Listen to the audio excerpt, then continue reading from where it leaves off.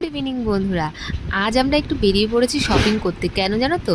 অনেক দিন ধরে ভেবেছিলাম যে প্রায় ১.৫ বছর আমরা কোথাও বেরোইনি। তার জন্য ভাবলাম যে একটা ছোটোখাটো ট্যুর করব। তোমাদের দাদাভাই আর আমি প্ল্যানিং করলাম। তাহলে পাড়া থেকে বাস যাচ্ছে যেহেতু, তাদের সাথেই আমরা একটু দীঘা যাব ২ দিনের জন্য। তো অনেককেই দেখলাম যে ছোট বাচ্চা নিয়ে দীঘা গেছে। তো ৬ মাস ৭ মাস হবে। তো আমারও ছেলে ৬-৭ মাস মানে ৭-এ পড়ে গেছে। তো তার জন্য ওকে নিয়ে ভাবলাম যে না, সবাই যখন আছে, সব দিদিরাও আছে, তাহলে একসাথে একটু দীঘায় ঘুরেই আসি, দেখি না কীরকম লাগে আর কি। যাই হোক, তার জন্য আমরা কিন্তু বেরিয়ে পড়েছি। তাই মার্কেট করতে একটু ছেলের জন্য জামা কাপড় কিনবো। আর আমি কি কিনবো কি না কিনবো জানি না, ছেলে যদি জামা কাপড় কেনাকাটা করতে দেয় তাহলে নিশ্চয়ই করবো। তো তার জন্য আমরা বেরিয়ে পড়েছি। দেখো রাস্তাঘাট পুরো কিন্তু ভিজে ভিজে। তো আমরা চলে এসেছি কিন্তু বাজার কলকাতা।